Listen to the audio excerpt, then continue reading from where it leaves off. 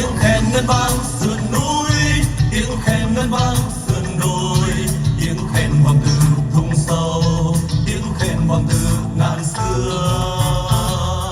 Khen ai đã ngân đầu núi, khen ai gieo rắc cõi bản, khen ai rủ nhau xuống phố, tiếng khen là nơi quê hương.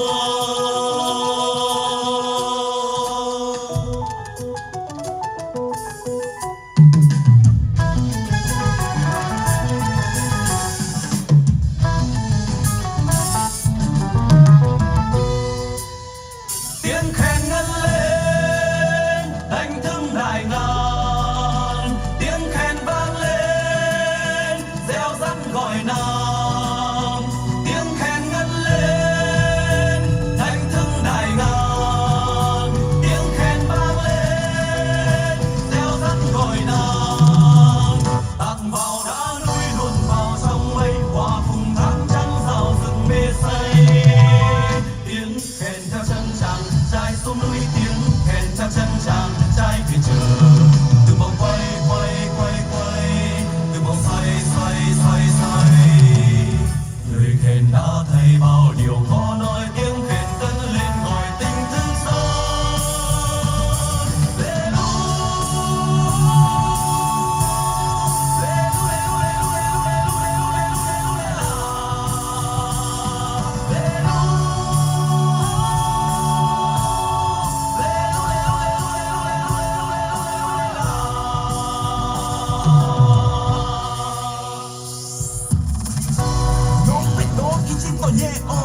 Những nhóm biết đó à xin một thế những nhóm biết đó à sắp bỏ đó một chỉ có ta sĩ đi lúc đi một đi xóa xây lu đi bích chỉ cả khắp tao thế bị lụa bích chỉ cả khắp cho thế rằng xua đại mùa cần bọc cây sao bọc cây xin số tao thế sách xuống thì cứ bọc cây xua ta xua em và DJ xua đầu xua chi xua xuân đón xuân lan em không tập rap xuyên đêm trong em thao bọc cây em thao bọc cửaความเป็นที่เขาบอกเพื่อตู้เสียนความใส่ที่เขาบอกเชียอยากเสียนอยากคูนี่โดนเราเชื่อความบนตะเลิกก็ไปสู่หัวตะชงเย้เย้เย้เอ้tiếng khen ngân vang sườn núi, tiếng khen ngân vang sườn đồi, tiếng khen vang từ thung sâu, tiếng khen vang từ ngàn xưa. Khen ai đã ngân đầu núi, khen ai gieo rắc cõi bản, khen ai rủ nhau xuống phố, tiếng khen là nơi quê hương.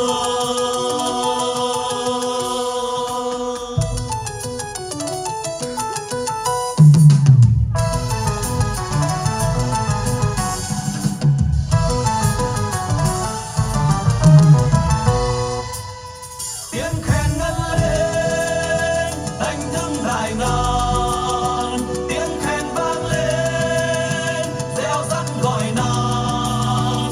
Tiếng khen ngân lên đánh thức đại ngàn, tiếng khen vang lên reo rắt gọi nam. Tạt vào đá núi luồn vào trong mây, hòa cùng tháng trắng rào rừng mê say. Tiếng khen theo chân chàng trai xuống núi, tiếng khen theo chân chàng trai về chờ. Từ vòng quay quay quay quay, từ vòng xoay xoay xoay xoay. Lời khen đã thay bao điều khó nói, tiếng khen cất lên gọi tình thương son. Lê lu,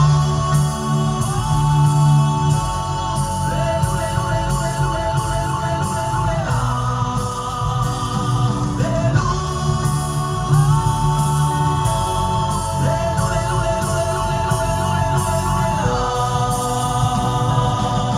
Ta là trai người Mông làm nên chí lớn, ta là trai người Mông phải biết phối khích. Ta là trai người Mông làm nên chí lớn, ta là trai người Mông phải biết phối khích. Bây giờ thua cho Mông, bây giờ thua cho đánh, bây giờ thua cho Mông, bây giờ thua sở kể, bây giờ thua cho Mông, bây giờ thua cho đánh.